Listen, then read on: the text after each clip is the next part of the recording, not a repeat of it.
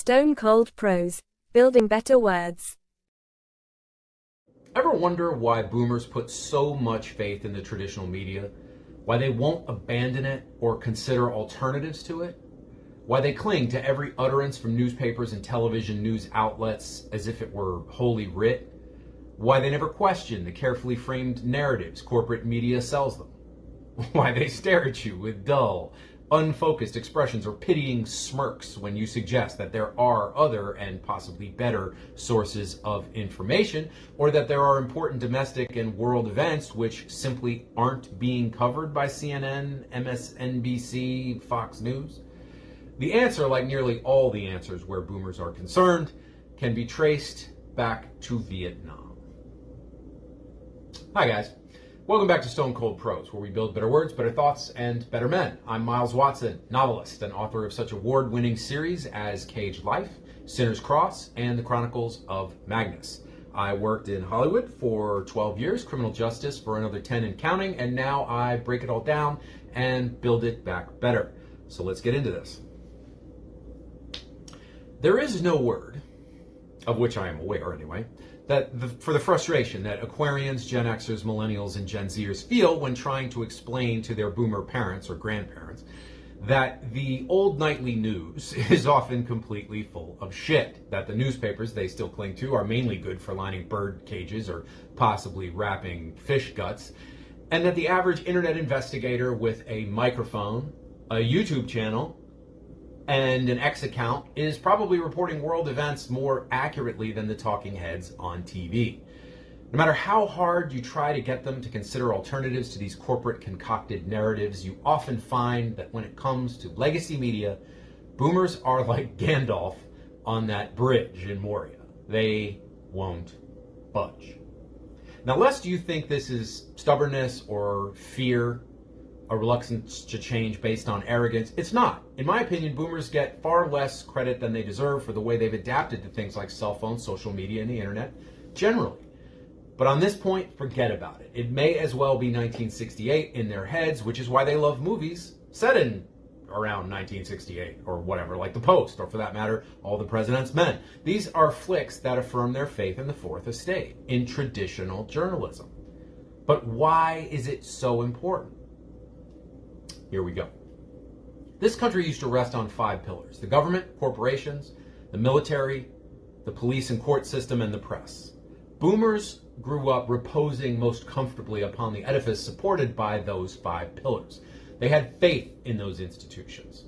However they actually felt about them, they had faith in them as institutions. They believed that they did the jobs they were created to do and did them reasonably, or at least passably well. Whatever issues boomers may have had, and they had their share, make no doubt about it, when push came to shove, they trusted that these institutions worked and operated mostly in the public interest. That instances of corruption were not systematic, just limited to individuals or small groups. In other words, the 5 pillars had their problems and their flaws, but they worked as pillars. They could be trusted together to hold up the country. Then came Vietnam. I don't just mean the war. I mean the era. Over the course of less than 10 years, from 1965 to 1973 or so, boomers watched in horror and with growing rage and dismay as one by one the pillars they rested upon began to crack and crumble beneath their feet. The government lied to us about Vietnam. The military lied to us about Vietnam. The corporations they trusted, Dow Chemicals, Bell, McDonnell Douglas, Dove, etc., and so on, were viewed as complicit in profiting enormously off Vietnam. And the police, long viewed with a kind of misty-eyed romanticism by the populace, were now on film every night, beating the ever-loving blue-eyed shit out of civil rights protesters and anti-war protesters both. But who stood strong during this terrible time of riots, assassinations, carpet bombings, and mayhem? Who actually exposed the government and military lies about the Vietnam conflict, poked their noses into the smoke-filled corporate boardrooms, and filmed the police sicking dogs and water cannons on black folks who wanted to eat at the white lunch counter in Birmingham in '62? Or for that matter, watching them knock the snot out of protesters on the streets of Chicago at the '68 convention? The press. What we now call the corporate, the legacy, the traditional, the access, or sometimes just the shill media. Newspapers and networks. Woodward and Bernstein and all the rest of that hard-drinking, chain-smoking, perpetually story-hustling, two-fingered typist tribe of muckrakers that I grew up around because my dad was one of them.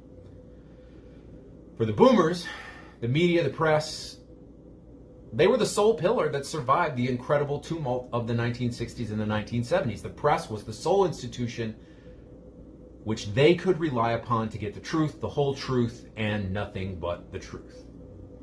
I once read a book written by an ex-Marine, former Marine, I guess I should say, who said when he went into the recruiting office around 64, the recruiter said, "We don't promise nothing except that when you get no ammo left and your balls deep in the mud and the enemy's coming at you with fixed bayonets, your buddy won't run out on you." To the boomers, the legacy media was just that buddy. The guy who didn't run away, who didn't flinch or punk out or back down when they needed him.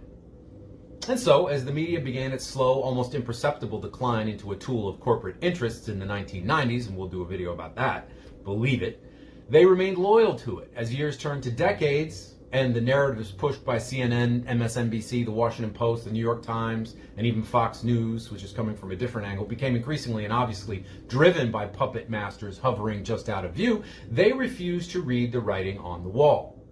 Their sense of loyalty would have made an acknowledgement of the moral, ethical, and factual bankruptcy of the legacy media impossible, even if they were aware of it. Because to admit that this institution was in receivership was to have the last pillar holding their worldview collapse beneath them. It would mean that everything, absolutely everything, that they grew up believing in was a fraud. That the basis for their political opinions, their patriotism, their worldview was essentially a heap of bullshit. And this was a bridge too far. It was too much to ask. It is too much to ask. Because the press they believed in and trusted deserved to be believed in. It deserved to be trusted. That press printed the Pentagon Papers and broke the Watergate story and made it impossible for Jim Crow, that century-old relic of the Confederacy, to survive the television era. That press was something to see, and I know because I saw it. I grew up with it.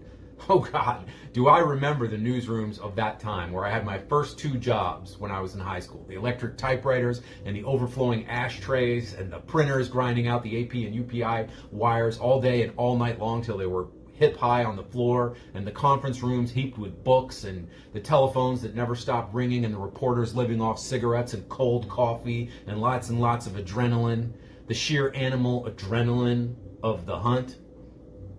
Those guys and those gals were legends. They fought for democracy like soldiers clawing their way up a beachhead, and they did it because they believed correctly that a free press is the backstop of democracy. It's the element without which the chemical reaction called freedom cannot exist. The fact that this institution, this fourth estate, has largely sold out to corporate interests, that it's a shadow of its former self, groping pathetically for legitimacy with one hand while it stuffs illicit gold into its pockets with the other, is not the fault of the boomers. The fact that they refuse to acknowledge it is, but this too should not be held too harshly against them. Guys, all of us need our illusions.